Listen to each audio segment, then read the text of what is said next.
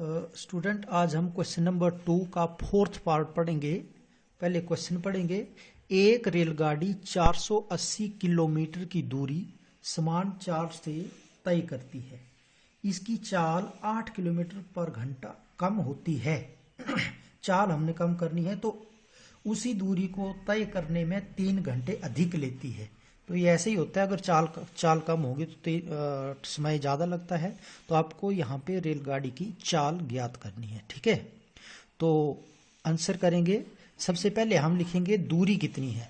रेलगाड़ी द्वारा तय दूरी, टोटल दूरी तय करनी 480 किलोमीटर प्रश्न में दी हुई है।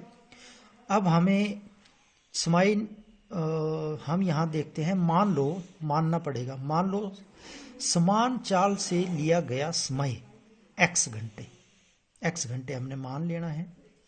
फिर रेलगाड़ी की चाल क्या हो जाएगी। सूत्र हमें पता है, चाल बराबर है दूरी बटा समय होता है। तो चाल की जगह 400 चाल निकालेंगे तो दूरी बटा समय, दूरी की जगह 480 किलोमीटर और समय की जगह समय हमने x घंटे माना है तो x घंटे, ठीक है। 480 बटा x हो गई रेलगाड़ी की चाल। इसके बाद अब हमें ये तो थी जब समान चाल से रेलगाड़ी चल रही है तो उसके द्वारा तय दूरी और उसके द्वारा लिया गया समय। अब प्रश्न बोलता है कि चाल कम कर देनी है। कितनी कम करनी है, 8 किलोमीटर। तो हम कल लिखेंगे यहाँ कम करने पर चाल, कम होने पर चाल हो गई। पहले चाल हमने निकाली 480 बटा x, इसमें से 8 घंटे कम कर दिए। 480 बटा x माइनस 8 किलोमीटर प्रति घंटा km पर HR लिखते हैं, किलोमीटर पर आवर, ठीक है। तो अब चाल आ गई। तो चाल कम होने पर समय कितना लगेगा, क्योंकि दिया है कि चाल कम होगी तो समय बढ़ जाएगा 3 घंटे। तो पहले समान चाल से चलने पर x घंटे लग रहे थे। अब यहाँ पे जब चाल कम हो गई तो समय 3 घंटे बढ़ गया, x जमा 3 घंटे, ठीक है। नई चाल आ गई, नया समय आ गया।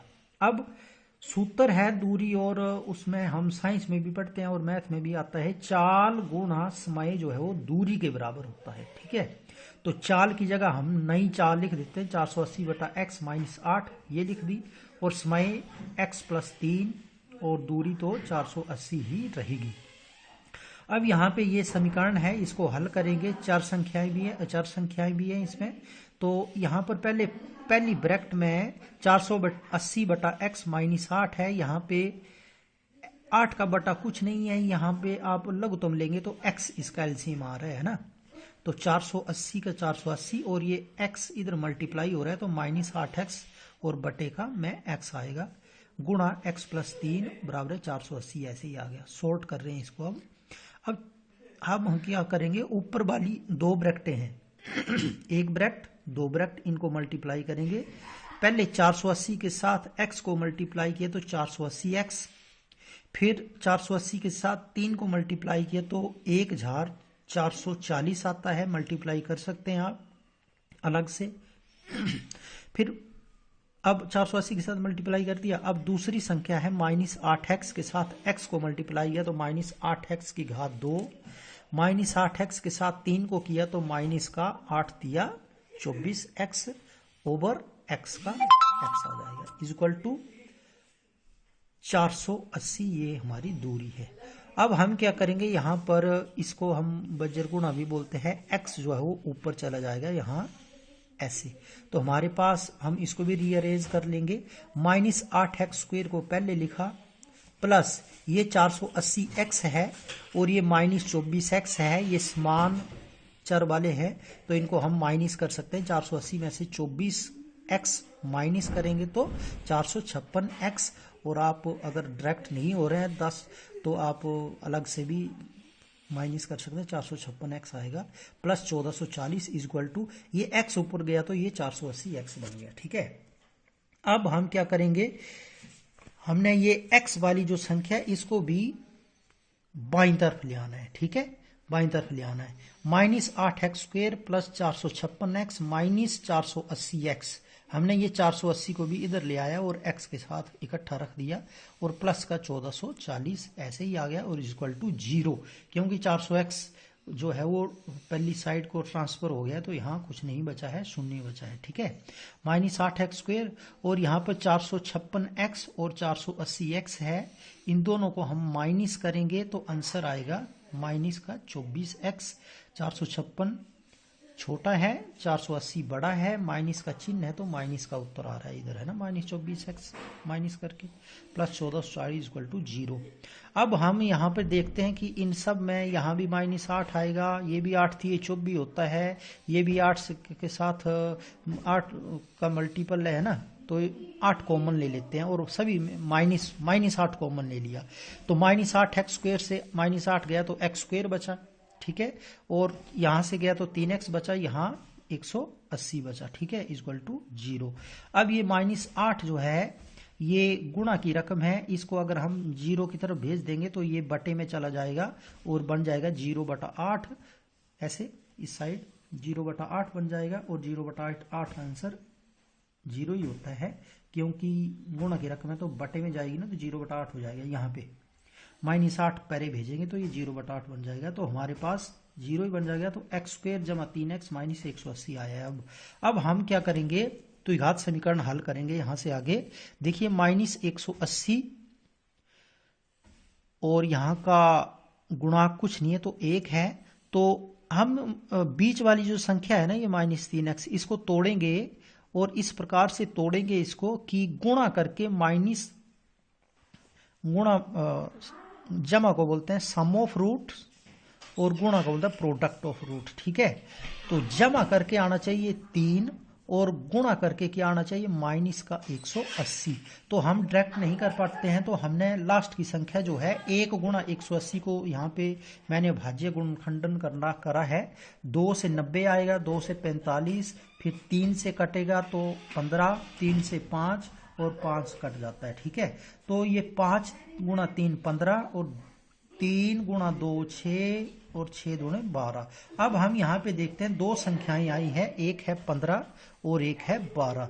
अब इन दोनों को मल्टीप्लाई करके आना चाहिए -180 आता है और इनको माइनस करके आना चाहिए +3, तो 15 होगा हमारा प्लस की संख्या और 12 होगी हमारी माइनस की संख्या। 15 में से 12 गया तो 3 और 15 × -12 करेंगे, ऐसे 15 × -12 करेंगे, सो आंसर आएगा -180। 15 × 12, तो हमने इसको तोड़ा है बीच वाली संख्या को, x² + 15x - 12x - 180 = 0। अब यहाँ पे सोल्व करना आता है आपको। x² और 15 में x कॉमन है, x² से x गया तो x बचा, प्लस 15x से x बाहर गया तो 15 बचा, -12x और -180 में -12 कॉमन आया तो यहाँ -12 गया तो x बचा और -180 में से -12 गया तो -15 बचेगा। कैसे बचेगा आपको, ये +15 बचेगा यहाँ पे, है ना, क्योंकि हमने तोड़ा भी है। -180 होता है 15 × -12, अगर -12 कॉमन चला जाएगा, -12 कॉमन चला गया तो 15 बचेगा ना, 15 × 12 ये -180 होगी, तो यहाँ -12 कॉमन गया तो x + 15 आंसर बचता है = 0। अब यहाँ पे अगर हम देखें तो इस ब्रैकेट में x + 15 है, इस ब्रैकेट में भी x + 15 है। ठीक है, तो x + 15 कॉमन आ गया। अब इस संख्या में x + 15 कॉमन आया तो x गया और यहाँ से x + 15 गया तो -12 आया, तो हमारे पास दो ब्रैकेट बन गए = 0। अलग से करते हैं हम, x + 15 को भी = 0 करते हैं, तो x जो है वो +15 पहले जाके -15 बन जाता है और x - 12 = 0 में -12 पहले जाके +12 बन जाता है। तो अब हम देखते हैं, एक आंसर है -15, एक आंसर है 12, क्योंकि x हमने माना है समय ऋणात्मक नहीं होता है, माइनस में नहीं होता है, पॉजिटिव होता है, तो हम मानेंगे अतः गाड़ी द्वारा लिया गया समय जो हमने आंसर निकाला है x and that is equal to 12 घंटे। ठीक है, और एक चीज ये पता करनी थी, दूसरी चीज रेलगाड़ी की चाल पता करनी थी। तो रेलगाड़ी की जो चाल है, पहले वाली जो समान चाल है वो हमने लिखी थी यहाँ पर 480/x, तो यहाँ पर हम 480/x लिखते हैं। इस रेलगाड़ी की चाल 480/x की जगह 12, तो ये कट जाता है। देखिए 12 × 4, 12 × 4 = 48 और 12 0 का 0, तो आंसर 40 किलोमीटर प्रति घंटा रेलगाड़ी की चाल है। तो ये क्वेश्चन आपने ध्यान से समझना है, वीडियो से करना है। और आज आपने क्वेश्चन नंबर 2 के सभी पार्ट, ये होमवर्क होगा आपको। क्वेश्चन नंबर 2 के सभी पार्ट आपने 1, 2, 3 और 4 पार्ट, ये सारे पार्ट कंप्लीट करने हैं।